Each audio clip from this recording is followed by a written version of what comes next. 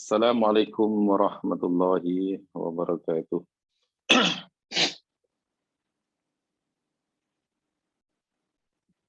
Alhamdulillah nahmaduhu wa nasta'inuhu wa natubu ilaihi wa nastaghfiruh. Wa na'udzu billahi min syururi anfusina wa min sayyiati a'malina. May yahdihillahu fala mudilla lahu wa may yudlil fala hadiya lahu. Bismillahilladzi la yadurru ma ismihi syai'un fil ardi wala fis sama' wa huwas samiul alim. Bismillahilladzi la yadurru ma ismihi syai'un fil ardi wala fis sama' wa huwas samiul alim.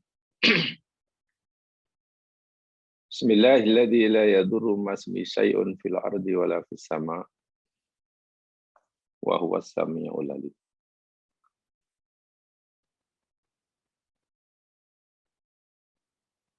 Allahumma faqihna fid din wa 'allimna ta'wil. Ya Allah, ya Tuhan kami, berilah kami kefahaman tentang agamamu dan ajarkan kepada kami, berilah kami ilmu tentang kitab suci-Mu. Amin. Ya Rabbal Alamin.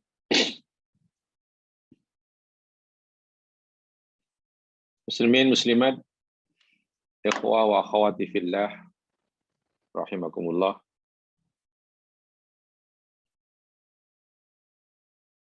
Alhamdulillah, insyaallah pagi hari ini kita akan sambung semula siri kajian kita, tadabbur kita, Surah Yunus.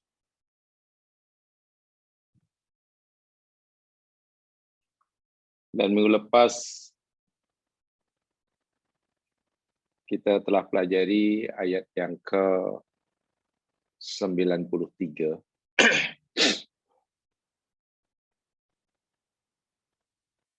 Ayat yang ke-93. Saya telah jelaskan dua perkataan dalam ayat itu. Pertama, kalimah bawa'a yubawi'u. Dan apa yang dimaksudkan oleh Allah itu dijelaskan dalam surah Al-Maidah, tentu masih ingat. Yang keduanya, tempat menetap atau tempat berdiam diri yang Allah sediakan buat Bani Israel sebagai salah satu daripada sekian banyak nikmat Allah pada mereka, ialah mubawa'a sidqin. Jadi bukan hanya sembarang tempat tinggal, bukan sembarang tempat menetap,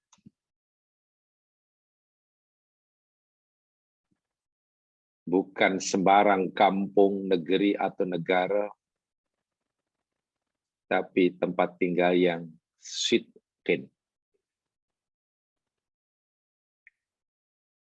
Tentu masih ingat, manasidkun yani jama'ul khair wal bir, menghimpunkan segala kebaikan dan kebajikan. Sehingga ada semacam jaminan daripada Allah, tempat tinggal yang Allah sediakan buat mereka itu, tempat tinggal yang akan memberikan kebaikan kepada penghuninya, kebahagiaan kepada penghuninya, kebahagiaan jasmani dan rohani, duniawi dan ukhrawi. Dan itu tentu adalah nikmat yang sangat besar. Itu tempat tinggalnya. tempat menetapnya. Bagaimana pula keperluan hidup sehari-hari mereka, hajatul hayat mereka. Tentu seseorang tidak cukup untuk mencapai kebahagiaan hanya karena tempat tinggalnya sempurna, baik, dan lain sebagainya. Bagaimana pula tentang segala keperluan yang diperlukan sepanjang hayatnya. Dipanggil nikmatul imdadnya. Maka Allah beritahu pada mereka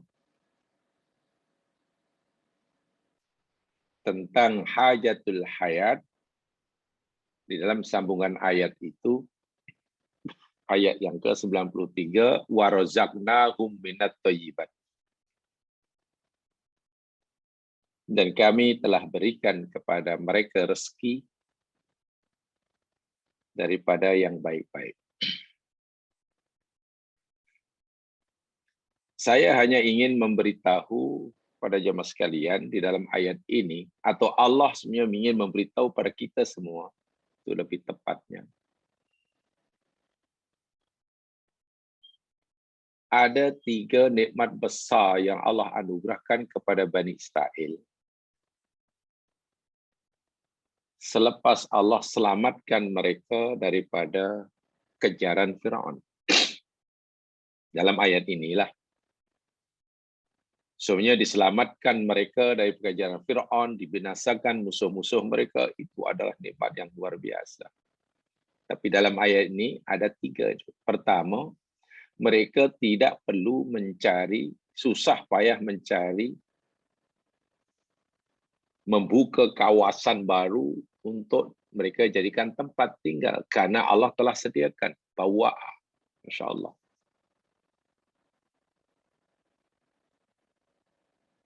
Yang kedua, tadi saya sebutkan, tempat tinggal yang Allah sediakan itu Allah jamin, Allah beri jaminan. Yakni mubawa asidqin. Itu jaminan daripada Allah. Negara yang kita tinggal ini, Malaysia, negeri yang kita berada ini, Selangor ke wilayah ke Perak ke, tidak ada pemberitahuan daripada Allah, jaminan daripada Allah bahwa tempat di mana kita tinggal ini membawa asidqin. Tidak. Saya tidak kata tidak ada sidqun, ada, tapi jaminan daripada Allah kan tidak ada. Allah tidak beritahu. Berbeza dengan tempat tinggal Bani Israel. Ditambah lagi keperluan hidup mereka sehari-hari, selama mereka nanti menjalani kehidupan di bumi ini, Allah cukupkan. Razaqnahum minat thayyibat. Itu berkaitan dengan keperluan hidup. Keperluan hidup. Yang sekarang, insya-Allah kita sedang mengalami krisis. Dunia sekarang mengalami krisis tentang keperluan hidup. Makanan, minuman, tempat tinggal, kesehatan, pendidikan, dan lain sebagainya. Itu adalah keperluan hidup. Razaqnahum minat thayyibat. Dan itu Allah beri jaminan. Minat thayyibat, razaqnahum minat thayyibat. Jamaah sekalian, saya ingin bicara lebih jauh lagi untuk menambahkan pengetahuan kita tentang apa maksudnya razaqnahum minat thayyibat ini. Yakni razaqnahum, rezeki yang thayyib, itu yang macam mana? Muslimin muslimat yang dirahmati Allah sekalian, apabila disebut rezeki, razaqnahum, kami berikan rezeki pada mereka. Kalau seseorang berpikir bahwa rezeki itu yakni apa yang diusahakan oleh manusia berupa harta benda, hadal fahmu khata'. Ini fahaman yang salah besar. Salah besar. Kalau kalimat rezeki, pada rezeki kita hanya artikan, kita fahami, kita batasi sebagai benda, harta benda, material umpamanya. Li'anna madlula rizki awsa. Karena cakupan pengertian rezeki itu sangat luas.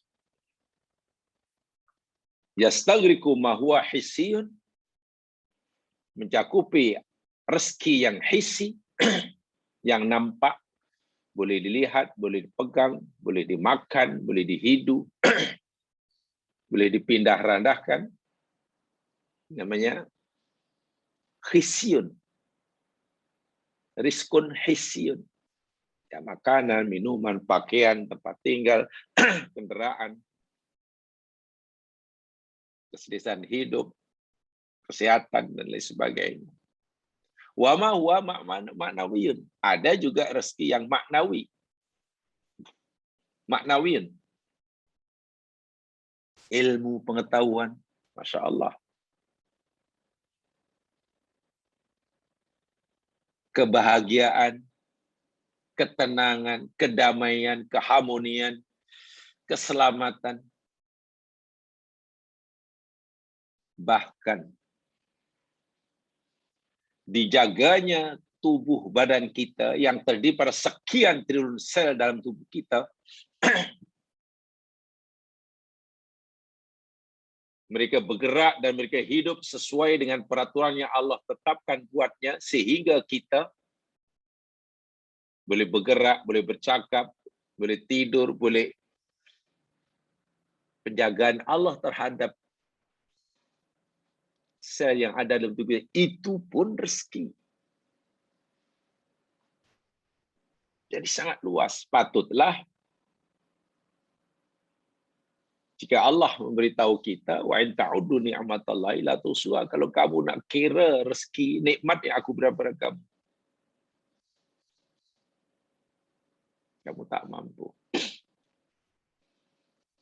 Itu satu. Jadi ada hissiyun, ada maknawiyun. Yang kedua, jangan lupa, pernah kita pelajari pada beberapa tahun yang lalu, saya pernah sampaikan,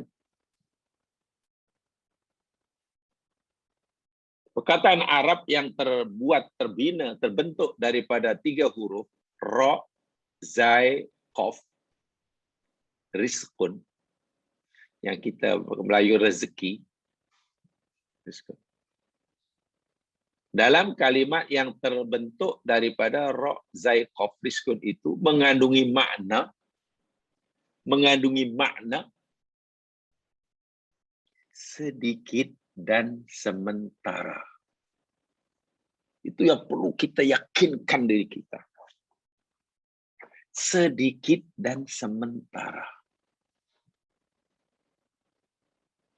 Katalah orang kita, dia contoh, katalah makanan, minuman, dan kesediaan hidup, harta benda. Itu rezeki. Ya, betul. Banyakkah dia? Tak, sikit. Tak tahu hanya berapa peratus harta benda yang Allah berikan kepada orang terkaya di dunia berbanding apa yang Allah miliki. Berbanding yang selebihnya. Terlalu sikit. Yang sikit itu pula bukannya kekal, sementara. Kesehatan adalah rezeki. Ya, betul. Tapi kesehatan rezeki yang sedikit. Dan sekejap. Esok lusa boleh hilang, bertukar menjadi sakit.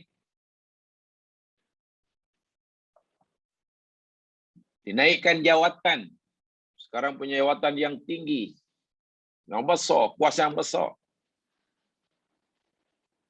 Sebesar apa kekuasaannya di tangannya? Sikit. Tapi dia akan menguasai negara yang penduduknya sekian puluh juta umpamanya. Ya, sikit. Karena dia tidak mampu menguasai kedipan matanya. Mungkin dia kuasa karena boleh memerintah negara. Tapi kan dia tidak mampu menguasai kedipan matanya. Tidak mampu menolak mengantuk, tidur. Berapa lama? Sekejap. Jadi bila kita teringat kalimah rizkun, rezeki, rezeki, rezeki, rezeki, ia sikit dan sekejap. Yang di sinilah. So itu Allah bandingkan dengan di sana wa lal akhiratu khairu wa abqa, yang di sana itu lebih baik dan lebih kekal. Iya betul. Karena yang di sana sangat banyak dan kekal. Apa yang Allah berikan kepada kita yang di sini, ya sesuai dengan usaha kita. Sesuai dengan usaha kita yang kita dapat di sini. Sementara apa yang Allah akan berikan di akhirat bukan sesuai dengan apa yang kita usahakan di sana. Sesuai dengan kehendak Allah yang Maha Kaya. Sesuai dengan kehendak yang Maha Kaya. Itu satu. Yang keduanya, bicara tentang rezeki. Dalam ayat warzaqnahum minat thayyibat. Ausafur rizqi. Sifat-sifat rezeki yang Allah sebutkan dalam Al-Quran ini, jamaah sekalian, macam-macam. Macam-macam. Paling tidak ada 4. Saya ulangi. Paling tidak ada 4 sifat yang Allah berikan kepada rezeki. Satu sifat yang Allah berikan dia ni rizqun halalun thayyibun. Halal dan thayyib. Rizqun halalan thayyiban. Itu satu. Rezeki dikatakan halal ay malam yadullat dalil minal kitab awis sunnah ala tahrimihi. Rezeki dikatakan halal selagi tidak ada dalil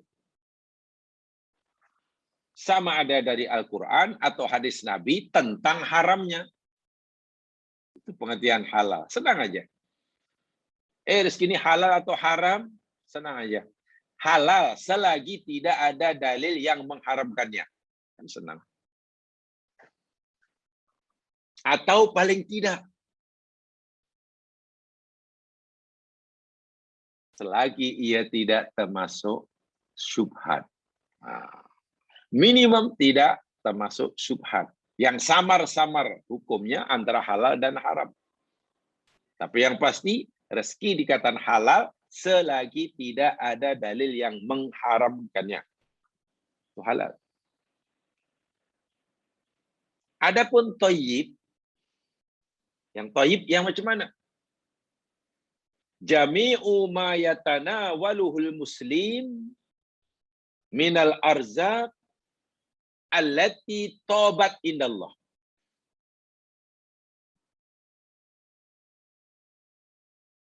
Rezeki yang halal, yakni rezeki yang diperolehi oleh seorang mukmin dengan cara yang dinilai baik oleh Allah. Ini salah satu pendapat yang saya sampaikan ya. Saya ingin sampaikan satu saja.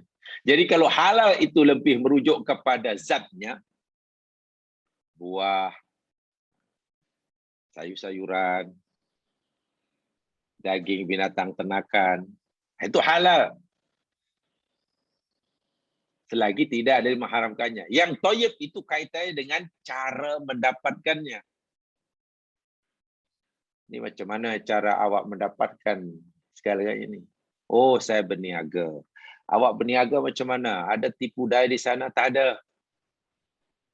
Ridha, saling ridha antara satu. Tak ada penipuan? Tidak ada. Tak ada curang? Tidak ada. Oh, kalau itu thayyib. Jadi thayyib itu halalnya sesuatu karena usahanya. Menurut Allah, bukan menurut kita, menurut Allah.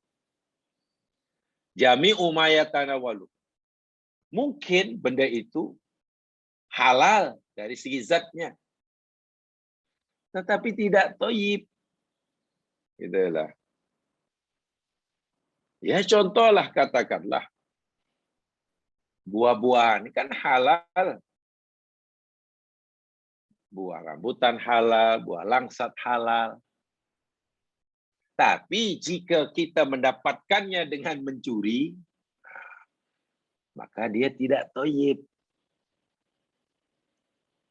Tidak thayyib. Jadi kalau ditanya, adakah buah langsat ini halal? Halal. Macam mana awak kata halal? Ya, karena tidak ada yang mengharamkannya. Jadi kita boleh makanlah kalau begitu. Tengok dulu macam mana awak dapat. Saya dapat tadi saya curi di sana. Oh, tak boleh lah. Itu tidak thayyib. Jadi halalan mesti thayyiban. Itu halal tapi tak thayyiban. Sehingga bila thayyib pasti halal. Bila halal belum tentu thayyib. Itu pendapat yang diberikan yang pertama. So itu Allah berfirman, Nabi bersabda, innallaha thayyib la yaqbalu illa thayyiba. Tengok. Allah itu thayyib dan Allah tidak mau menerima amalan sesuatu kecuali yang thayyib.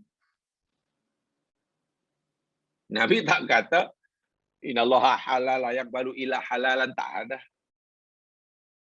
Korban, nak korban, ya, itu perintah Allah. Apa yang nak dikorbankan? Lembu. Okey. Apa dia? Kambing, unta. Kambing, lembu tu halal ke dagingnya awak nak korbankan? Halal. Macam mana awak tahu halal lembu itu halal? Tidak ada ayat atau hadis yang mengharamkannya. Okey. Unsur halal dah terpenuhi. Masalahnya, awak dapat lembu ni macam mana? Saya belilah. Okey, beli. Ada akad? Ada. Dia ridha? Ridha. Oh, halal. Di situ masih halal tu. Duit yang awak pakai untuk beli tu dari mana? Di sini nih. Duit yang awak pakai untuk beli lembu tu dari mana? Di sinilah nanti yang menentukan thayyib atau tidak thayyibnya. Jika duit yang kita gunakan untuk membeli lembu itu tidak sah, kurbanlah 10 ekor lembu sekalipun. Allah tak nak terima. Itu maksudnya. Orang pergi haji, disuruh tu rukun iman, rukun Islam. Maaf. Sekali seumur hidup. Allah suruh buat, lalu kita buat. Baguslah, patuh kita. Lalu dia tanya, dari mana awak mendapatkan biaya kos untuk pergi haji ini? Ini yang ditanya.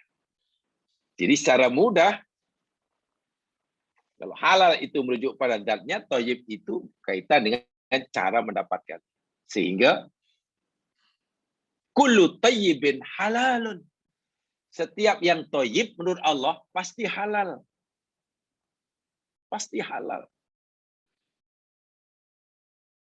Tapi walaisa kullu thayyibin halal. Walaisa kullu halalin thayyibun. Dan tidak semua yang halal thayyib. Itu pengertian pertama. Dan itu banyak dalam Al-Quran. Allah suruh kita makan yang halalan thayyiban, halalan thayyiban. Ini yang thayyiban. Jadi Allah sebenarnya secara langsung memerintahkan pada Bani Israel rezeki-rezeki yang Allah berikan pada mereka dan halal, Allah halalkan buat mereka karena Allah tidak haramkan, mereka disuruh carilah, usahakanlah, capailah untuk kamu mendapatkannya dengan cara yang thayyib menurut aku. Dan di dunia banyak sekali jamaah sekalian ya, benda yang halal tapi tidak thayyib. Wahal kalau thayyib pasti halal, yang halal belum tentu thayyib. Itu satu sifat rezeki, halalan thayyiban. Yang kedua, al-hasan. Sifat kedua bagi rezeki kata Allah, al-hasan. Rizqun hasanan namanya. Rizqun hasanun. Hasan yang kita terjemahkan baik itulah. Yang kita terjemahkan baik, rizqun hasanun. Di dalam Al-Quran, memang kalimah rizqun hasanun ini, rezeki yang baik ini, mempunyai banyak makna. Ada kalanya rizqun hasanun itu bermaksud kenabian.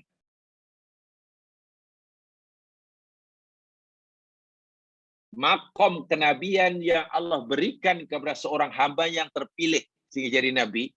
Makom kenabian itu namanya rizqun hasanun. Ada yang bermakna begitu. Hikmah. Sebenarnya kisah Nabi Shu'aib alaihissalam ketika beliau Shu'aib alaihissalam memberitahu kepada kaumnya dalam surah Hud ayat yang ke-88. Allah berfirman cerita ucapan Shu'aib alaihissalam, ya qaumi ara'aitum, wahai kaumku, apa pendapatmu? In kuntu ala bayyinatin min rabbi. Jika aku ini mendakwa, jika aku mengakui saya utusan Allah dan aku menyampaikan ajaran aku ini ala bayyinah min rabbi, berdasarkan bukti kebenaran dari Tuhanku. Wa razaqani minhu, dan Tuhanku telah memberikan kepada aku, memberi rezeki kepada aku, rizqon hasana. Nah, rezeki yang baik di sini maknanya nubuah, kenabian. Nubuah atau kenabian. Itu makna pertama. Rizqon hasanan, rezeki yang baik dalam Al-Quran, ay ma yantafi'u bihil insan. Rezeki dikatakan hasan, hasanun, jika rezeki itu memberi manfaat kepada manusia, tidak memberikan madarat. Manfaat. Bukan yang madarat. Apakah makanan ini memberi manfaat bila kita makan? Oh ya. Hasanun lah makanan itu. Adakah makanan ini, buah-buahan ini akan memberi manfaat bila kita makan? Oh, tidak. Awak jangan makan buah ini. Kerana kesehatan awak tidak mengizinkan untuk makan buah ini. Bila awak makan buah ini, walaupun halal karena tidak ada dalil yang mengharamkannya, ia akan menimbulkan madarat, menjejaskan kesehatan di awak, tidak memberi manfaat, tapi malah memadaratkan. Maka buah-buahan yang seperti itu, walaupun halal, tapi tidak hasan. Quran kata ada rizqun hasanun. Hasanan. Contoh, jamaah boleh lihat dalam surah An-Nahl. Surah Lebah, ayat 67.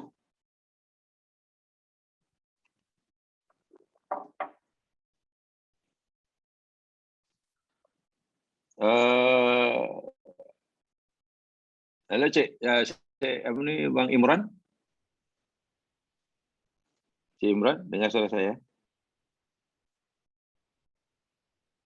Ya, Ustaz.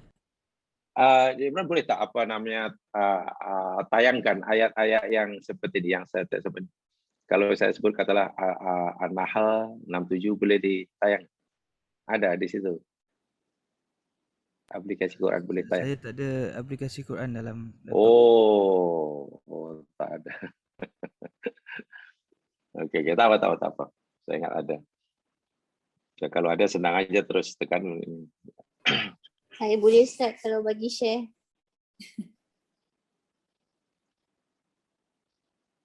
Halo? Ya, halo? Saya boleh Ustaz. Okey. Siapa yang boleh tanyakan?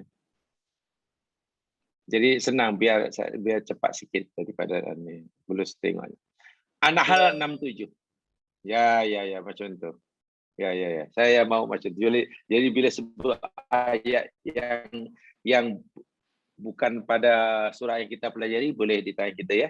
Tolong bantu. Terima kasih banyak. Baik, contohnya ayat ini tengok. Wa min thamaratin nakhili wal a'nabi tattakhidu minhu sakaron wa rizqan hasanan. Nampak tak di situ? Dan daripada buah-buahan. Buah-buahan apa tu? Nakhil, kurma. Sebenarnya nakhil ini bukan kurma ya jemaah. Nakhil ini yakni pokok palma, palm tree. Ya, kurma termasuk nakhil lah. Kurma, kelapa sawit, apa lagi yang itulah buah pokok apa namanya itulah itu namanya nakhil. Wal a'nab dan anggur daripada buah tamar, kurma, buah anggur tattakhiduna minhu sakaron. Kamu kata Allah, kamu manusia menjadikan daripada ni, membuat daripada tamar dan ini sakaron, minuman yang memabukkan. Allahu Akbar. Wariskon hasanan, dan rezeki yang baik. Apa maksudnya? Kata Ibnu Katsir dalam tafsirnya, sakaron di situ maknanya yang haramnya. Kamu buat benda yang haram daripada tamar, daripada anggur, katalah jadi arak umpamanya. Arak itu kan tidak wujud dengan sendirinya. Arak itu kan ada karena campur tangan manusia, kan? Wah, Allah jadikan pada buah tamar, buah anggur, dan apa sajalah rizqan hasanan. Yakni buah-buahan yang memberi manfaat kepada kita. Masya Allah. Kalau kita makan, memberi manfaat pada tubuh badan. Okeylah. Katalah buah-buahan itu tidak memberi manfaat kepada kesihatan kita. Karena kita tak sesuai memakannya. Tapi masih juga memberi manfaat. Contoh, dijual belikan. Masya Allah. Dijual belikan kan menjadi manfaat. Jadi rizkun hasanun maknanya rezeki Allah yang memberi manfaat kepada kita. Mungkin pertanyaannya, adakah rezeki Allah yang tidak memberi manfaat? Ya, itu sebenarnya bersifat subjektif seperti mana saya kata tadi lah. Durian bagi orang yang sehat walafiat, ya itu halalan lah, dan juga hasanan dan juga thayyiban. Durian itu halalan karena tidak ada yang mengharamkannya. Thayyiban karena ia tanam sendiri. Tanam sendiri atau membeli dengan duit yang halal. Lalu hasanan karena orang itu dengan memakannya tidaklah menjejaskan kesehatannya. Alhamdulillah. Tiga-tiga ada dalam durian. Bagi A, halal, thayyib, hasan. Tapi bagi B, mungkin hanya ada dua saja. Halalan, hasanan, tapi tak thayyiban karena membelinya dengan duit yang tidak sah. Atau dia halalan dan membelinya dengan duit yang sah, tapi tidak thayyib umpamanya. Tidak thayyib. Malang sekali bagi si. Durian hanya halalan baginya. Halal. Karena memang tidak ada yang haram. Tapi tidak thayyib. Karena membelinya dengan duit haram. Dan juga tidak hasan. Karena si sebenarnya tidak dibenarkan oleh dokter makan durian. So paham ya? Jadi sakaron itu maknanya yang haram, yang rizqan hasan itu yang halal. Sebab ia memberi manfaat. Sebab itulah jamaah sekalian, bila kita nak menikmati rezeki Allah, jangan kita hanya mengambil satu unsur, satu sifat saja. Yang penting halal. Tak boleh. Kena mengambil kira thayyib atau tidak. Halal sudah dipastikan. Thayyib sudah dipastikan. Ada yang ketiga. Hasan atau tidak. Itulah kalau kita ikut Al-Quran.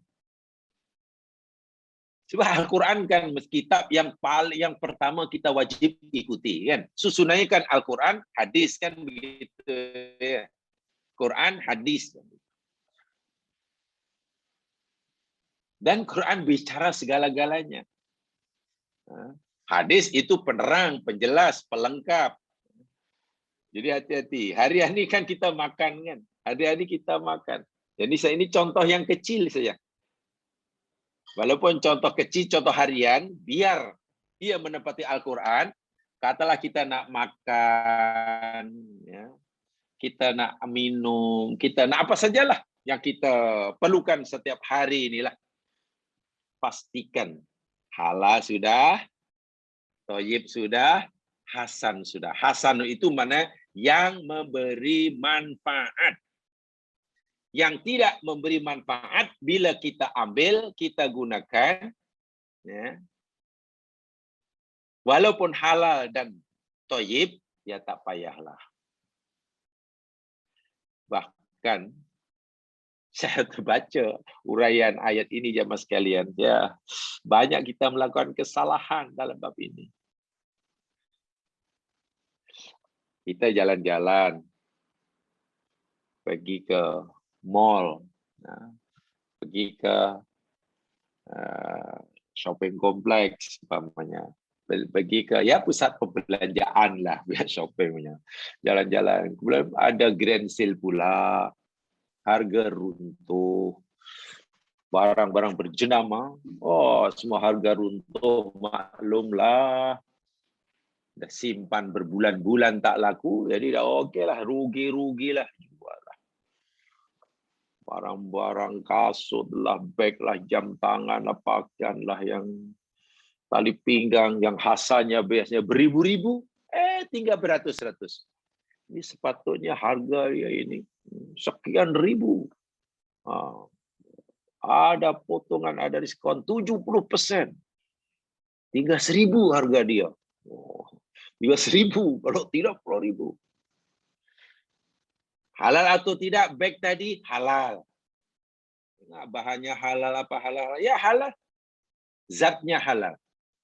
Duit yang kita nak pakai untuk beli ini sah atau tidak? Sah. Duit halal. Mana halalan, thayyiban terpenuhi. Yang ketiga ini kadang kita sering langgar. Thayyib atau tidak, hasan atau tidak hasan. Agak begini.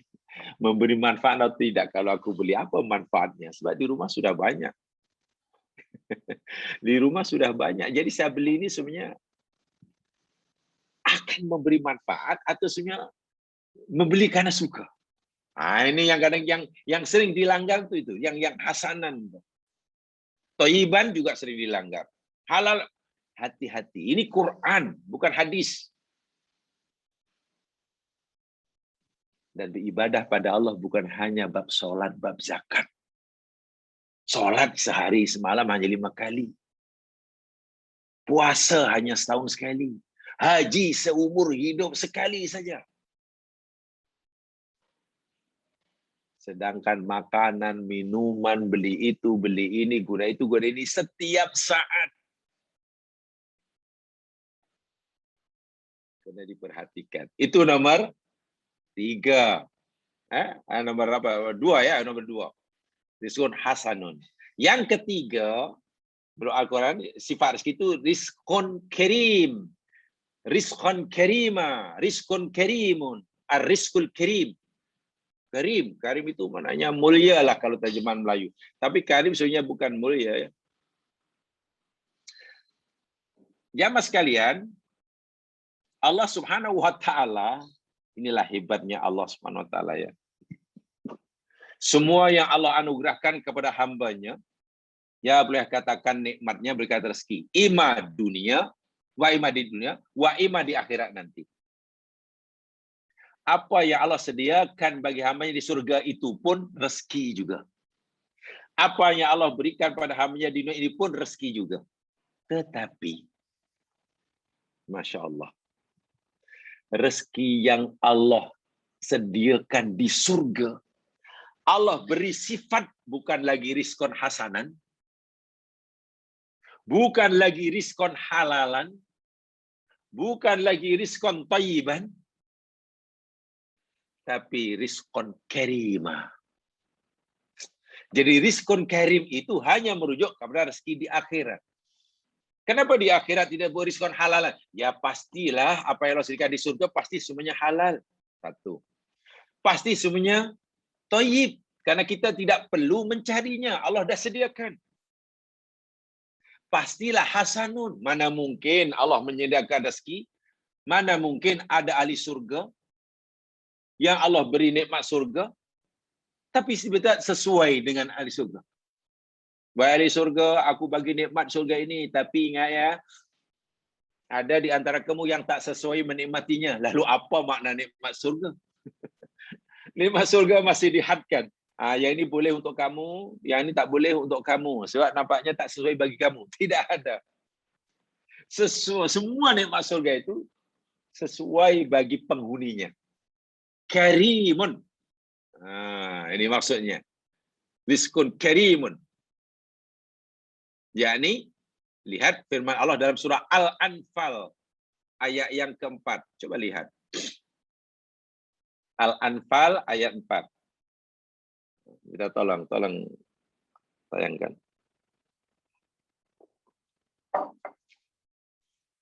Nah, tengok nih. Balasan yang Allah sediakan bagi orang mukmin. Iman dan amal soleh itu usaha mereka di dunia. Ganjaran balasannya nanti di akhirat. Apa balanya di akhirat? Ulaika humul mu'minuna haqqa. Orang-orang itu merekalah orang-orang yang benar-benar beriman. Allah iktiraf mereka ini benar-benar orang yang beriman atau orang mukmin yang benar-benar, yang sesungguhnya haqqan. Tak diragui keimanannya. Apa ganjaran Allah sediakan di akhirat? Lahum bagi mereka, hak bagi mereka, darajatun. Itu jamak tu. Beberapa darjat. Inda rabbihim di sisi Tuhan mereka, Masya Allah. Jadi makomnya sangat tinggi, bukan rendah. Darjatnya sangat tinggi, sangat dekat dengan Allah, bukan jauh. Ditambah pula inda rabbihim. Ingat, kalimat indah kita pernah pelajari, saya masih ingat. Ya, tentu pada siri-siri pada pelajaran dahulu lah.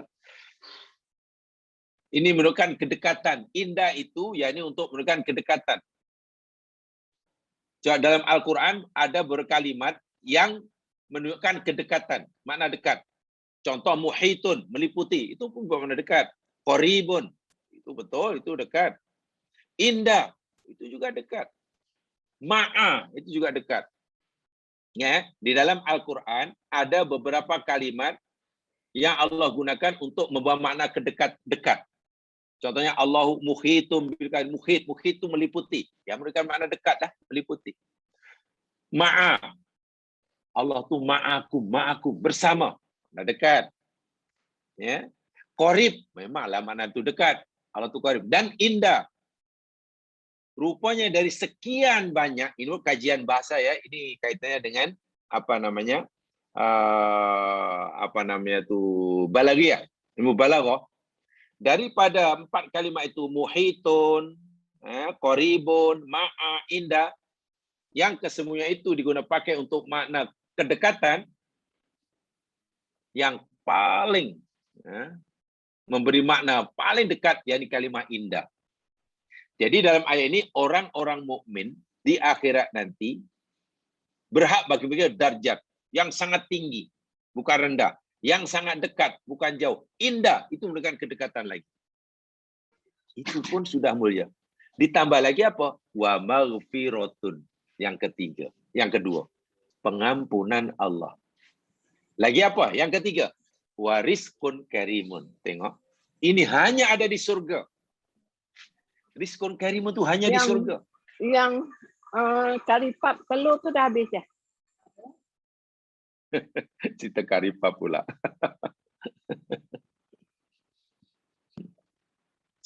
Okey, warizqun karimun,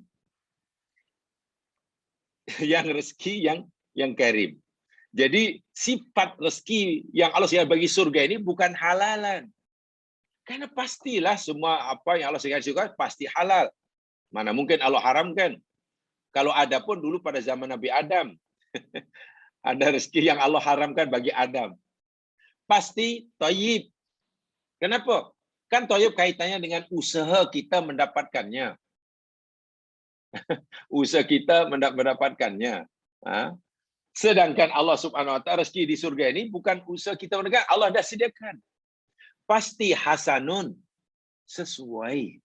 Sesuai, tidak ada yang tak sesuai. Tidak ada ahli surga, tidak ada rezeki Allah di surga yang Allah tidak benarkan orang mukmin penghuninya untuk menikmatinya karena tidak sesuai umpamanya. Tidak ada. Nah, dari ketiga-tiga itu, di sana ada unsur halalnya, di sana ada faktor thayyibnya, di sana ada faktor hasannya, jadi satu. Namanya rizqun karimun. So, karimun itu bukan mulia saja. Karimun itu mencakupi ketiga-tiga sifat sebelumnya itu. Ya, sebelumnya. Apatah lagi makna karimun itu jamaah. Kalian dia ini bermakna bertambah. Ingat ya, nama Allah kan Al-Karim.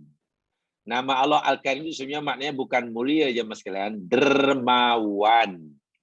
Dermawan. Iqra wa rabbukal akram, umpamanya. Iqra wa rabbukal akram. Maka apa namanya? Bacalah oleh kamu, kajilah oleh kamu, dan Tuhanmu itu akram. Akram itu isim tafdhil pada karim. Allah itu maha memberi, dermawan. Minta apa sih Allah bagi. Gitu.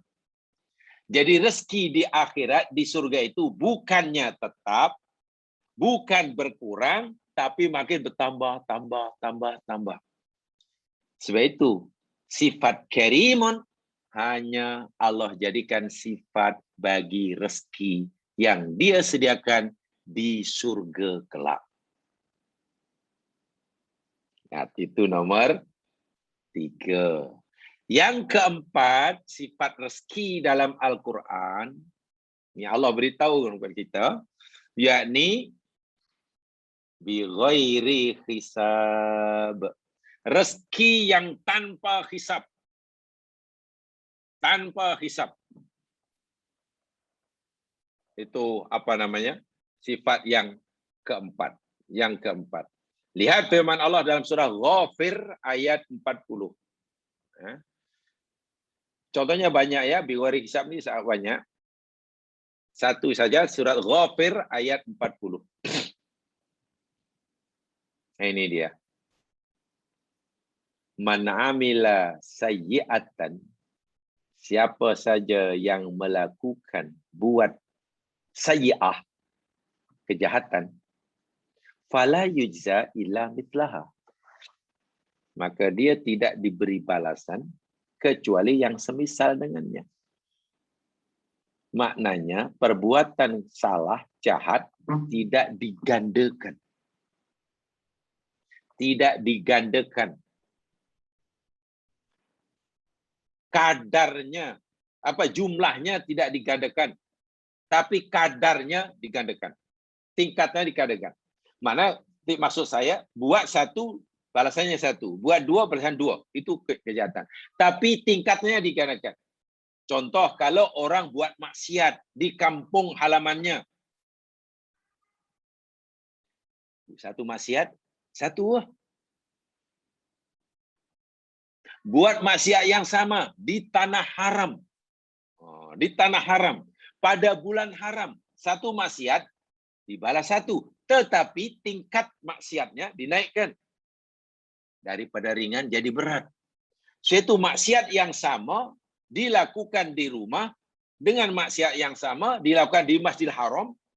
Maksiat yang sama, maksiat yang dilakukan pada hari ini, katalah, dengan maksiat yang sama dilakukan pada bulan haram, nilai maksiat itu tidak sama. Maksiat yang dilakukan di tempat yang haram, di bumi yang haram, itu lebih berat. Itu kalau digandakan pun digandakan daripada segi berat ringannya, bukan dari segi bilangannya. Dari segi bilangan sama, satu balas satu. Berbeza dengan kebaikan. Kalau kebaikan, satu kebaikan digandakan 10. Bilangannya digandakan. Hingga 700. Hingga gandaan yang Allah yang tahu. Dan juga ditingkatkan lagi kadarnya. Ibaratnya buat kebaikan 1 kilogram. Allah balas dengan 10 kilogram. Lagi berat. Buat 1 kilogram, balasnya 1 tan. Lebih berat. Itulah. Jadi kualiti dia ditambahkan, kuantitinya digandakan. Itu kebaikan. Tetapi kejahatan, kualitinya mungkin ditingkatkan, tapi kuantitinya sama. Itu panjang itu ceritanya. Wa man 'amila shalihan min dzakarin aw unta wa huwa mu'min, dan siapa saja yang beramal saleh, sama ada lelaki ataupun perempuan, dengan syarat wa huwa mu'min, dalam keadaan ia beriman. Maknanya ia orang mukmin dan berbuat baik itu semata-mata atas dasar iman. Itulah maksudnya. Sebab kalau dia mukmin sekalipun, orang muslim, tapi semasa beramal bukan karena imannya, bukan atas dasar iman, bukan lillah, tapi lillah, sia-sia. Jadi yang beramal itu mesti orang mukmin dan semasa beramal semata-mata atas dasar imannya. Apa ganjarannya? Faulaika yadkhulunal jannah, maka orang-orang itu mereka akan masuk surga. Yurzaquna fiha, mereka akan diberi rezeki. Rezeki yang macam mana? Bi ghairi hisab. Tanpa hisab, tanpa perhitungan. Maknanya banyak. Tanpa hisab maknanya ya tak ada limit. Makna pertama. Makna kedua, tanpa hisab, tanpa pertanggungjawaban. Rezeki yang Allah berikan pada kita hari ini ada pertanggungjawaban di akhirat. Akan ditanya. Ini dari mana? Ini untuk apa? Ini dari mana? Sekecil apapun. Sementara rezeki yang Allah sediakan, nikmat Allah sediakan di surga, tidak ada pertanggungjawaban. Sama sekali. Tidak ada pertanyaan. Bighairi hisab. Ini yang dimaksudkan rizki bighairi hisab. Poin yang keempat. Itu boleh dilihat dalam tafsir Kabir itu. Tapi Ibnu Taimiyah menjelaskan sangat hebat. Ibnu Taimiyah menjelaskannya sangat luar biasa dalam Tafsirul Kabir. Baik, ringkas kata, inilah sifat-sifat rezeki yang Allah berikan kepada kita dalam Al-Quran. Ada rezeki yang halalan, al-halalun, ada rezeki yang thayyibun, ada rezeki yang hasanun, ada rezeki yang karimun, ada rezeki yang bighairi hisab. Ada 4 atau ada 5 lah, boleh kata 5 lah supaya senang. Ada 5 Quran sebutkan. Jadi sepatutnya, ini sepatutnya. Kalau rezeki itu tidak, kalau yang kita dapat, yang kita ada, yang kita cari, yang kita rasa memiliki, tempat tinggal ke, makanan ke, minuman ke, kesehatan ke, profession ke, jawatan ke, kekuasaan ke, kedudukan ke, apa sajalah yang kita ada ni lah. Mulai pada jarum hinggalah banglo. Memenuhi 5 syaratnya atau tidak umpamanya? Kalau ia beruntung kita, ya mas sekalian. Lepas pertanyaan alam kubur. Karena bila ditanya dari mana, boleh jawab. Untuk apa? Jawab. Senang. 5 itu mesti ada. Mesti ada. Ya, untuk kita di dunia, ya 3 kan lebih senang. Apa dia? Mesti halal. Mesti thayyib. Mesti macam mana? Mesti hasan. Cukup. Untuk kita 3 itu sudah cukup.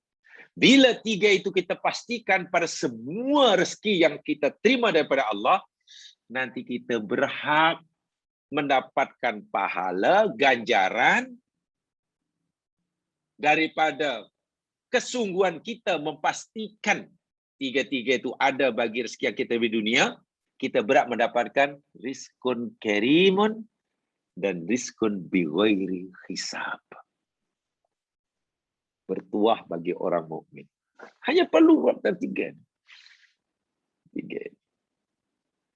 Dan alhamdulillah, ya, umat Islam sekarang cukup prihatin terhadap apa makanan minuman. Hanya kadang-kadang macam tak seimbang. Khasnya orang Islam, ya, orang Islam Melayu khasnya sehingga sangat ambil beratkan tentang halal, mana halal. Kalau beli makanan, kalau tak ada cop halal, tak akan beli. Kalau tak ada cop halal, sudah ada tak cop jakif halal ada. Itu sebenarnya halal daripada segi yang pertama tu. Selagi tidak ada yang mengharamkannya, halal dzati. Tapi kadang orang Islam tak prihatin dari segi thayyib atau tidaknya. Ini masalah. Cukup takut dan merasa berdosa besar jika tertelan benda yang haram. Katakanlah. Bukan sengaja menelan, tertelan. Mana bukan ter. Ya, dahulu ketika ada di bangunan di apa tuh yang dekat IKEA dulu itu apa yang baru dibuka, mula-mula buka tuh. Kan ada satu kafe kemudian jual macam-macam, ada orang makan di situ. Termasuk sosis yang dihidangkan, membeli. Dah setelah jasa rupanya konon ceritanya campur dengan benda-benda yang tak halal. Menyesalnya luar biasa. Muslim yang pernah makan di situ. Bingung dia. Macam mana nih sudah terlanjur macam dalam perut. Karena orang bercampur dengan barang yang haram. Macam-macam fatwa waktu itu. Ya bukan mufti pun keluarkan fatwa waktu itu. Dan itulah hebatnya orang Islam di Malaysia. Semua orang bila beragama, semua boleh cakap. Itu pelik. Tak tahulah. Kita kadang menakutkan juga ya mas sekalian ya. Karena ini menakutkan juga fenomena ini. Kalau cerita tentang kesihatan, biasanya tidak semua orang berani cakap. Kecuali dia memang ada basic ilmu tentang kesihatan. Kalau tentang kejuruteraan biasanya okeylah. Ya biasanya berani komentar lah. Yang begitu yakin. Ya seorang jurutera lah. Dia lama belajar engineering. Kalaulah tentang keuangan, ya tentulah dia pakar keuangan yang cakap. Kalau pakar ni bla bla bla, biasanya lah. Enjin rusak, ya pakar enjin lah yang cakap. Tapi kalau bab agama, kenapa ya? Begitu ramai orang yang memberanikan diri bercakap agama. Ini kadang-kadang ya baiknya mungkin karena semua ambil peduli. Kalau kita lihat itu menunjukkan bahwa semua orang peduli pada agama. Itu nampak positif. Tapi kalau bukan bidang kita dan kita memberanikan diri, itu kan huru-hara. Ya tanya dahululah tengok. Ketika berlaku orang tertelan dengan tak sengaja makan sosis yang dikatakan haram. Kan fatwa meratan, itu kena disamang. Macam itu kena dikeluarkan, dimuntahkan balik. Itu kena disamam, berkumur dengan air tanah. Wah itu kena ini, kena apa namanya, apa istilahnya itu, cuci darah. Darahnya kena dikeluarkan. Masya Allah. Tuan Mufti belum cakap waktu itu. Tapi semua dah beredar seperti itu. Ya, baguslah takut. Kan benda yang haram. Kalau betul-betul ia haram tu katalah. Sesuatu yang dimakan. Kan berdosa. Tapi betulkah orang itu berdosa? Kan tertelan, termakan, tidak sengaja. Orang yang melakukan kesalahan dengan tidak sengaja, kan dimaafkan dalam Al-Quran. Itu bukan main takut. Tapi bab yang toyib, itu orang tak kisah. Yang penting halal, toyib tak perlu. Sehingga banyak orang yang sebenarnya masuk dalam perut dia, sesuatu yang Allah murkai. Bukan karena yang masuk itu tidak halal, tapi tidak toyib. Sebab tadi sudah dipelajari. Yang halal belum tentu toyib. Yang toyib pasti halal. Toyib itu kaitannya dengan cara mendapatkannya. Kenapa begitu berani menipu, berani rasuah, berani tidak jujur, berani kong-kalingkong? Tak takut yang itu. Sementara tertelan sikit pun, bercampur sikit pun, benda yang haram, haram. Pantang orang Muslim makan benda haram. Maklum kek itu dibubuh apa? Kalau namanya arak, kamu, oh jangan. Ini masaknya pakai arak. Alhamdulillah. Takut itu orang. Tapi kenapa tidak takut? Mendapat yang halal dari cara memperolehnya. Ini yang perlu ya kita ambil berat lah. Tapi kembali kepada kita masing-masing, jemaah sekalian saya ulangi, kita sebenarnya hanya diwajibkan untuk pastikan 3 itu saja. Tentang apa yang kita gunakan setiap hari kita terima. Pastikan ya halalan, thayyiban, dan hasanan. Bila kita dah buat itu, nanti kita berhak mendapatkan yang rizkun kerimun atau rizkun bighairi hisab. Begitu kesimpulan secara mudah. Baik, itu ya. Itu rozaqnau minat thayyiban.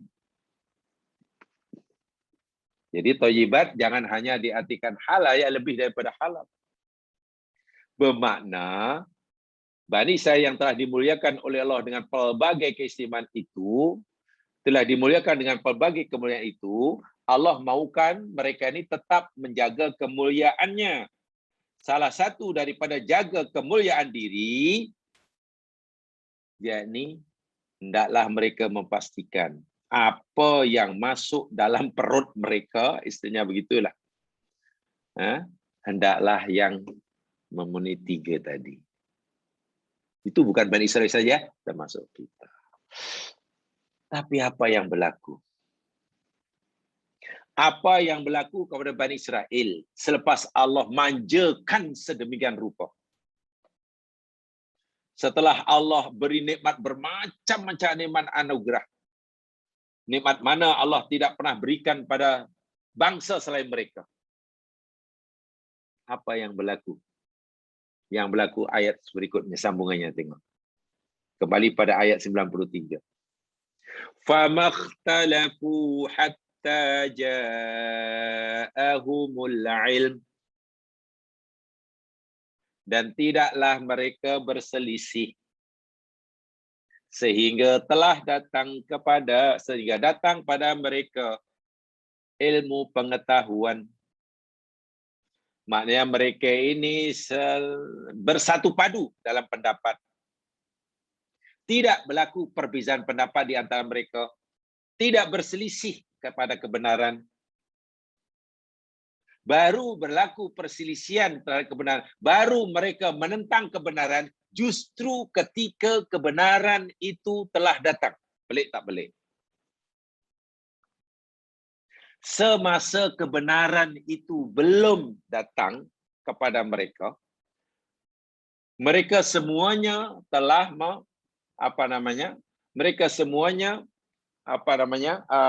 bersatu padu, menerima. Tidak ada yang menolak. Tidak ada yang meragukan akan kebenaran. Nanti saya jelaskan. Sebelum kebenaran itu datang kepada mereka, tidak seorang pun daripada mereka yang menolak kebenaran itu. Semua mempercayainya. Semua mengakuinya. Tetapi, selepas kebenaran itu datang pada mereka, justru mereka menolaknya. Pelik tak pelik? Orang menolak kebenaran justru ketika kebenaran itu berada di depan mata mereka. Ini perangai Bani Israel yang paling teruk sekali. Apa maksud ayat ini? Begini, ya mas sekalian. Famakhtalafu hatta ja'amul ilmu ini. Annal Yahuda, saya bacakan tafsir yang kita warisi daripada ulama tafsir.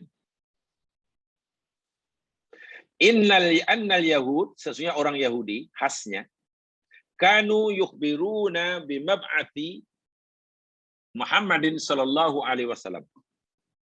Adalah orang-orang Bani Israel, khasnya sebelum kedatangan Nabi Muhammad SAW.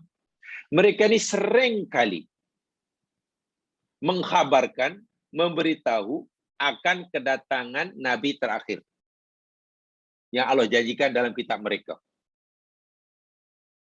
Wa yaftakhiruna bi ala sairin nas, dan mereka membanggakan diri mereka ke atas bangsa yang lain. Karena Allah menjanjikan pada mereka Allah akan lantik nabi terakhir buat mereka.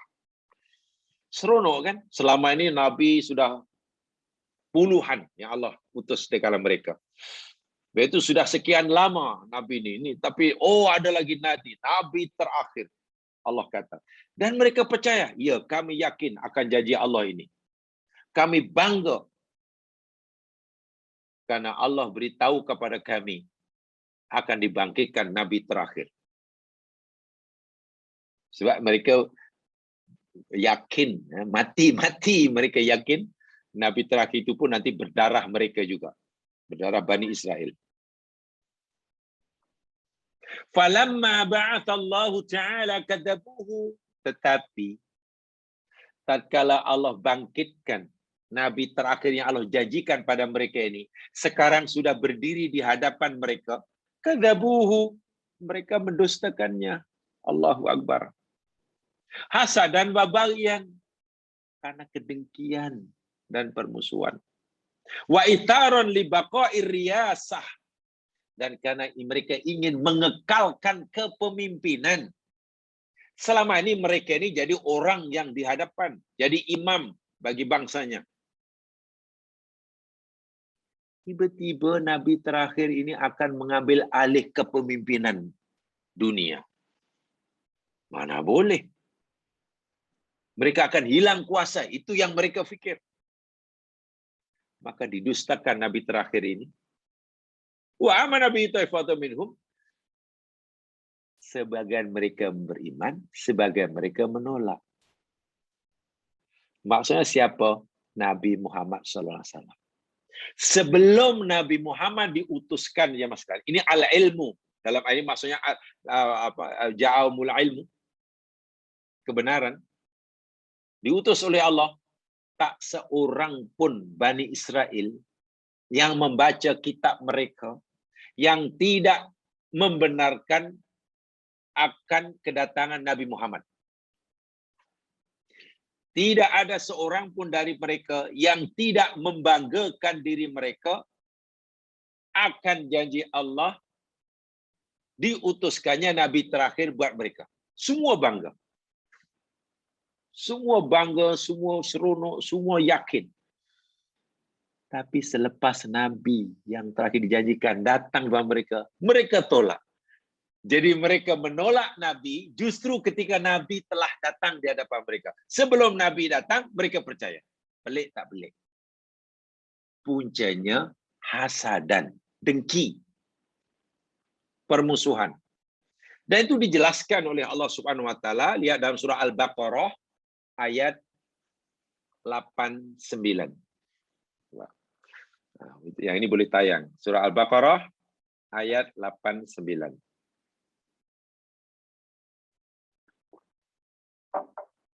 A'udzu billahi minasyaitonir rajim. Walamma ja'ahum kitabun min 'indillah, maka tatkala telah datang kepada mereka sebuah kitab, maksudnya Al-Quran, kitab ini min indillah, dari sisi Allah.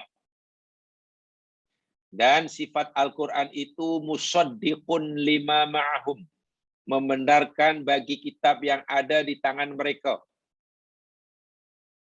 Dalam kitab yang ada di tangan mereka itu tercantum janji Allah bahwa Allah akan utuskan Nabi yang terakhir dengan sifat-sifat dan ciri-cirinya seperti ini, bla bla bla bla. Dan mereka kenal sungguh. Nah, sekarang Nabi Allah janjikan itu sudah datang depan mereka, membawa bukti.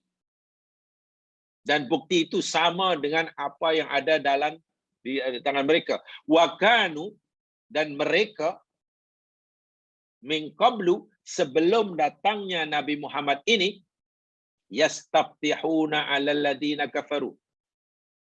Mereka sentiasa memohon, meminta kemenangan kepada Allah agar mereka dapat mengalahkan orang-orang kafir. Ingat ya sekalian, sebelum kelahiran kenabian Nabi Muhammad SAW, bangsa Yahudi ini sebagai bangsa yang tertindas, dikuasai oleh orang-orang kafir. Mereka yakin berdasarkan kitab mereka, Nabi yang boleh menyelamatkan mereka daripada penindasan, penjajahan orang kafir, bulian orang kafir ini, hanya Nabi yang terakhir ini. Sebab itu mereka seronok mengharapkan bila agaknya. Ya Allah, lagi cepat, lagi baik, lagi cepat, lagi baik. Itu yang mereka minta sebelum kelahiran Nabi Muhammad. Tapi apa yang berlaku? Falamma ja'ahum ma'arafu. Maka tatkala telah datang kepada mereka, ma'arafu, apa yang mereka telah kenal, ini Muhammad, kafarubi. Mereka kufur. Subhanallah. Mereka kufur dengan Nabi. Tolak, tak percaya. Ini bohong ini. Falaknatullahi al kafirin. Laknat Allah terhadap orang-orang kafir yang seperti ini. Mereka tolak bukan karena ciri-ciri Nabi yang terakhir ini tidak sama dengan apa yang ada dalam kitab mereka. Tak. Bukan karena tidak sama. Kalau Nabi terakhir ini cirinya, sifatnya tidak sama dengan apa yang dijanjikan dalam kitab mereka, patut mereka tolak. Ini 100% betul. Kalau ikut surah Yunus ini, al-ilmu. Al-ilmu.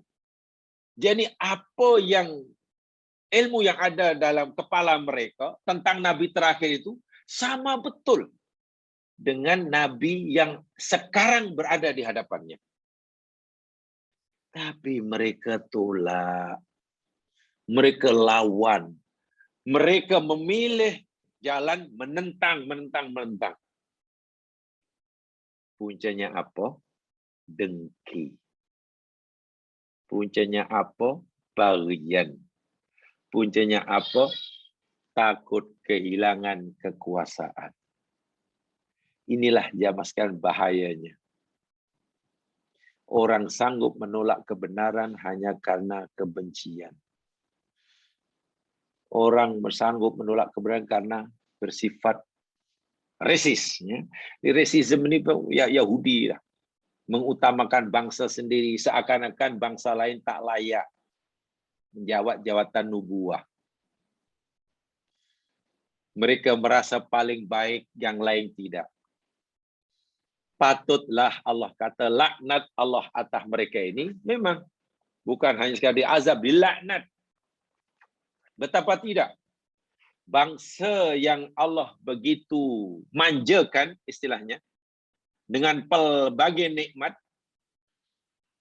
yang sepatutnya dengan nikmat-nikmat yang besar, yang banyak, yang dahsyat itu, mereka jadi orang yang paling beriman, paling bertakwa. Malah yang berlaku sebaliknya. Justru mereka menolak. Jamaah rahimakumullah. Jika Bani Israel katakanlah tidak mempercayai kedatangan Nabi yang terakhir yang Allah sebutkan dalam kitab mereka, mungkin kita kata, yalah memang tidak mudah mempercayai janji Allah yang akan berlaku, itu tak mudah, kecuali orang yang hatinya betul-betul lah dapat sinar hidayah. Macam mana nak yakin benda itu belum berlaku? Kalaulah waktu itu mereka ada yang tak yakin itu, ya kita sedikit lebih mudahlah memahaminya. Memang tidak mudah meyakini apa yang Allah janjikan yang akan berlaku pada masa hadapan. Apalagi ini Nabi. Tapi tidak. Ketika Nabi yang Allah janjikan belum diutuskan, mereka yakin seyakin-yakinnya. Percaya 100%. Bahkan mereka mengharapkan agar Allah segera menunaikan janjinya. Selepas Nabi ini datang, ja'ahum, datang pada mereka, pengetahuan mereka, apa yang mereka ketahui, betul-betul sekarang di hadapan mereka. Mereka mengambil jalan ikhtilaf. Kita kena lawan dia. Kita lancarkan perlawanan, memusuhan. Pelik ya, memusuhi kebenaran, bukan menolak kebenaran, bukan sebelum berlakunya kebenaran, tapi justru ketika telah berlaku kebenaran. Masya Allah. Wa'iyadzubillah, ta'udzubillah. Jadi kejahatan mereka ini bukan kecil. Itu maksudnya. Pelik ya. Dia belum tahu, semasa belum tahu, dia percaya. Setelah tahu yang diketahui sesuai dengan pengetahuan mereka, mereka malah tolak. Dia yakin, kata Allah. Dia yakin bahwa mangga harum manis ini bentuknya cantik dan manis. Harum dan manis. Dia yakin. Dari mana dia yakin? Orang beritahu. Orang beritahu karena dalam majalah yang dibaca. Oh ya, saya yakin ada mangga namanya harum manis. Bentuknya seperti ini, rasanya macam ini, baunya seperti ini. Yakinnya. Keyakinan itu berdasarkan apa kata orang dan apa bacaan, berbagai bacaan. Baguslah. Tak meragukan. Sekarang mangga harum manis itu diberikan pada inilah mangga harum manis. Tengok. Bentuknya sama atau tidak dengan buku yang aku baca? Sama lah. Warnanya sama atau tidak? Sama lah. Kata buku yang kamu baca itu macam mana rasa dia? Manis. Macam mana? Jadi sama betul.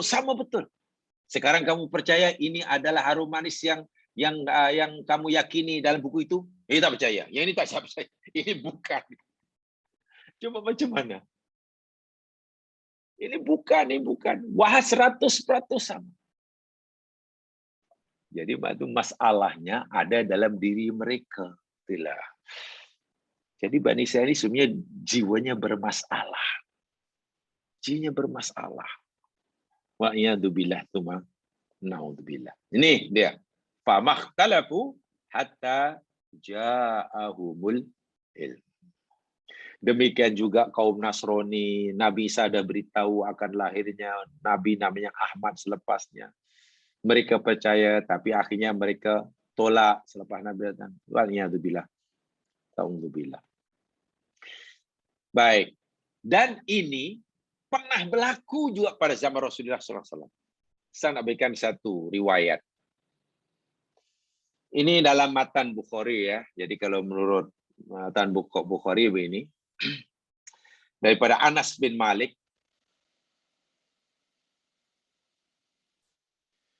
Anas bin Malik pernah cerita,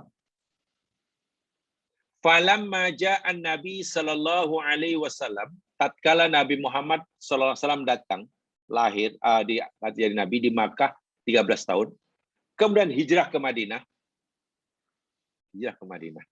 Sekarang Nabi sudah di Madinah. Ja'a Abdullah bin Salam, salah seorang Yahudi, tokoh Yahudi, bahkan rahib, tok guru lah. Tok guru Yahudi, waktu nama dia Abdullah bin Salam. Dia baca kitab mereka, yakin ini Nabi, ini betul lah. Inilah Nabi yang dijanjikan oleh Allah. Sama betul dengan kitab yang kami baca. Maklum dia rohib, dia tok guru, dia alim, namanya Abdullah bin Salam. jumpa Rasul tanpa ragu-ragu, dia kata, asyhadu annaka Rasulullah wa annaka ji'ta bihaq. Baik Muhammad, aku bersaksi tiada Tuhan selain Allah, dan telah ini memang aku mengakui Allah ya Tuhan kami, dan aku bersaksi, kesaksian aku tambah, engkau adalah utusannya, dan apa yang kau bawa adalah benar belaka. Sebenarnya dia sudah yakin Allah itu Tuhan satu-satunya. Sebab dia orang alim, Yahudi alim nih, tok guru. Ditambah syahadatnya, dan aku bersaksi engkau adalah utusan Allah. Ringkas kata, Muslim mukminlah Abdullah bin Salam. Waqad alimat Yahud, waqad alimta Yahud, lalu dia berkata, ya Rasul, engkau tahu bahwa Yahudi mengetahui ya anni sayyiduhum wa musaidihim. Yahudi telah mengetahui ya aku ini adalah ketua mereka. Aku adalah ulama mereka. Aku yang paling alim di antara mereka. Aku adalah anak kepada orang yang paling alim. Masya Allah. Aku orang yang paling alim di antara mereka. Aku anak pada orang yang paling alim di antara mereka. Itu kata Abdullah bin Salam pada Nabi. Ya memang betul. Realiti dia, Abdullah bin Salam adalah orang yang sangat dihormati. Kedudukannya di kalangan Yahudi luar biasa. Dimuliakan. Paling alim, paling baik, paling sekali-kalinya lah. Dan Abdullah bin Salam tahu. Selepas memeluk agama Islam ini, dia beritahu pada Nabi. Ya Rasul, itulah kedudukan aku di hadapan mereka. Tapi beginilah. Fat'uhum wasalhum anni qabla ayya'lamu anni qad aslamtu. Coba engkau panggil mereka, ya Rasul Yahudi. Lalu tanya mereka, apa kesaksian mereka tentang aku sebelum mereka tahu bahwa aku ini telah menjadi Muslim. Dan apa kata mereka tentang aku selepas mereka tahu bahwa aku adalah seorang Muslim. Pelik kan kata Abdullah bin Salam. Ya Rasulullah, aku mintalah. Aku ini orang yang paling dihormati di kalangan mereka. Sekarang begini, kau panggil Yahudi ya Rasul, lalu tanya pendapat mereka tentang diriku, siapa aku ini dalam pandangan mereka, sebelum mereka tahu bahwa aku ini telah Muslim, dan tanya mereka apa pendapat mereka tentang aku selepas mereka tahu bahwa aku seorang Muslim. Apalagi Nabi pun lakukan. Fa'arsal Nabi sallallahu ila Yahud pada qulun. Nabi utus utusan, panggillah ketua-ketua Yahudi. Biasa ya Nabi ini panggil ketua Yahudi. Yahudi ini kan kiranya musuhnya ya. Ya Nabi ajak dialog, itu biasa. Sebab Nabi memang diutus pada sebuah umat. Saya tak tahu kalau hari ini tiba-tiba katalah rumah tok guru jemput, rupanya datang ke rumahnya padri, sami. Mungkin umatnya masih bingung karena belum apa pula tok guru ini sekarang sudah akrab, sudah panggil. Tetamunya rupanya banyak Yahudi, banyak Nasrani, banyak Sami pula tuh. Apa? Ya inilah karena memang susah nak memahamkan Islam yang dibawa oleh Nabi ya. Susah. Dialog agama memang belum tumbuh dengan subur kan. Nabi pun utus utusan panggil Yahudi. Faqala lahum, datanglah. Yahudi datang, jumpa Nabi.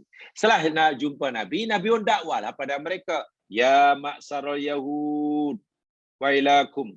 Wahailah sekalian Yahudi, kalau kamu tak mau celaka, ittaqullah, bertakwalah kamu pada Allah. Fawallahilladzi la ilaha illahu, demi Allah, demi zat tiada Tuhan melainkan Dia. Innakum la ta'lamuna anni Rasulullah haqqa. Sesungguhnya kamu, sungguh aku yakin kamu telah tahu bahwa aku ini adalah utusan Allah. Sebelum aku diutus, kamu sudah tahu bahwa aku ini utusan Allah. Kamu telah mengakui. Sebab dalam kitab kamu kata tentang aku, kata Nabi. Sebab itu aku yakin kamu Mengakui aku utusan Allah. Wa anni ji'tukum bihaqqin. Dan sekarang aku datang di hadapan kamu dengan membawa ajaran yang benar. Maka fa'aslimu. Islamlah kamu, berserah kamu, imanlah kepada Allah, iman pada aku sebagai Nabi. Qalu, mana lamu? Apa jawab Yahudi? Muhammad, mana lamu? Kami tak kenal siapa awak. Kami tak kenal siapa itu, apa Muhammad Rasulullah itu apa. Kami tak kenal. Kami tak tahu apa-apa tentang kenabian. Itu pula jawaban mereka. Wah, mereka tahu sifat-sifat Nabi terakhir yang Allah janjikan. Dan mereka seronok sebelum Nabi putuskan. Sekarang boleh kata, mana lamu? Kami tak kenal, kami tak tahu apa-apa. Seakan-akan mereka kata pada, "Hai Muhammad, jangan merepeklah. Kau jangan kata kami tahu, kami tak tahu apa-apa." Seakan-akan begitulah, punya kasar. Qalu dzalika lin-nabi qala talatu mararin. Ini diulang oleh Nabi 3 kali. Mereka bantah. Nabi kata lagi, mereka bantah. Lalu Nabi tanya, sekarang saya nak tanya pada kamu, kata Nabi. Tolong jawab dengan jujur. Ayu rajulin fikum Abdullah bin Salam. Saya nak tahulah siapa di antara kamu ya yang bernama Abdullah bin Salam. Wah, Nabi sudah kenal sebab Abdullah bin Salam dah jumpa Nabi menyatakan Islamnya. Tapi Nabi pura-pura, siapa yang di antara kamu yang bernama Abdullah bin Salam? Atau mungkin ada yang kenal siapa Abdullah bin Salam? Apa kata mereka? Ketua Yahudi yang semua ni sepakat. Dia kata, "Dzalika sayyiduna ibnu sayyidina a'lamuna wa ibnu a'lamina." Muhammad, Abdullah bin Salam yang kau tanya itu adalah dia ketua kami. Dia pemimpin kami, dia tuan kami, dia orang yang paling alim di antara kami. Bahkan dia adalah anak kepada orang yang paling alim dari kami. Maknanya kami sangat-sangat hormat, sanjung, tidak ada cacat celah. Kami rela menjadi pengikutnya. Tengok pujian mereka pada Abdullah bin Salam. Lalu Nabi tanya, oh begitu. Betul kamu yakin Abdullah bin Salam adalah ketua kamu yang ya kami hormati, kami sayang. Sekarang aku tanya, kata Nabi, afara'aitum ya aslam. Sekarang apa pendapatmu? Jika sekiranya Abdullah bin Salam, orang yang paling kamu hormati itu sekarang sudah memeluk agama Islam, menganggap aku sebagai utusan Allah, apa pendapat kamu? Yahudi kata, hasalillah makana al-Islam. Mustahil, tak mungkin. Mudah-mudahan dijauhkan daripada Allah. Dijauhkan Allah dari itu semua. Tidak mungkin. Makana liyuslim. Makana liyuslim, makana itu kan lam itu kan namanya lam juhud ya. Jadi tidak mungkin. Tidak mungkin Abdullah bin Salam ketua kami ini meluk agama Islam ikut kamu. Tak mungkin. Dia orang yang paling baik. Qala, lalu Nabi bersabda, waktu itu Abdullah bin Salam disuruhkan oleh Nabi. Di tempat itu tapi disuruhkan. Lalu Nabi kata, ya benas Salam, ukhruj alaihim. Wahai Abdullah bin Salam, tolong kamu keluar. Tolong kau keluar, jumpai dua orang ini, mereka ini. Fa kharaja, lalu Ibnu Salam pun Abdullah Salam keluar, faqala, ya ma'syaral yahud, ittaqullah, fa walladzi la ilaha illa huwa innakum la ta'lamuna annahu Rasulullah wa innahu ja'a bil haq. Wahai saudaraku Yahudi, kawan-kawan semua, bertakwalah kamu kepada Allah. Tiada Tuhan melainkan Dia. Dan sesungguhnya kamu tahu kan bahwa orang ini, Muhammad ini adalah Rasulullah. Kamu sudah kenal lama, kamu sudah tahu lama. Dan dia membawa ajaran yang benar. Berimanlah, ikutlah dia. Apa kata Yahudi? Kadzabta, kau bohong wahai Abdullah bin Salam. Kau bohong. Engkau bukan orang yang baik. Dikutuknya Abdullah bin Salam. Dimaki-makinya, dikutuknya.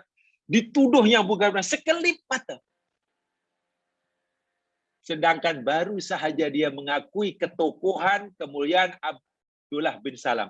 Begitu Abdullah Salam menyatakan keislamannya, pun bohong, hilang sini. Itu berlaku pada zaman Nabi SAW. Di hadapan Nabi, bayangkan. Itulah yang Allah nyatakan. Daripada dahulu tok nenek moyang hingga cucu cicit, itulah perangai dia.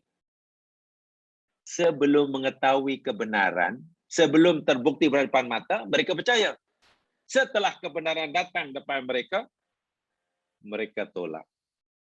Mereka tolak. Dan itu pernah dialami. Ya, Abdullah bin Salam senyum sajalah. Dinafikan ketokohannya oleh mereka, tak ada masalah. Dia sudah menjadi orang Muslim. Dia, kalau ikut hadis Nabi, Abdullah bin Salam macam Salman Al-Farisi, dapat pahala 2 kali. Satu, pahala ketika dia masih Yahudi, karena jadi Yahudi yang baik. Kedua, mendapat pahala selepas jadi orang Muslim. Subhanallah. Dan banyak lagi kisah-kisah berkaitan dengan ayat ini menunjukkan kerasnya hati Yahudi dan anak cucunya. Yang sekalian, mudah-mudahan menambahkan pengetahuan bagi kita yang benar pada Allah jua, yang silap kelemahan dari sendiri. Mari kita dengan baca tasbih kifarah dan surah wal asri. Subhanakallahumma bihamdika asyhadu an la ilaha illa anta astaghfiruka wa atubu ilaik. A'udzu billahi rajim wal asri innal insana fi khusr illa alladziina aamanu wa 'amilus shalihat wa tawassaw bil haqq wa tawassaw bis sabr. Assalamualaikum warahmatullahi wabarakatuh.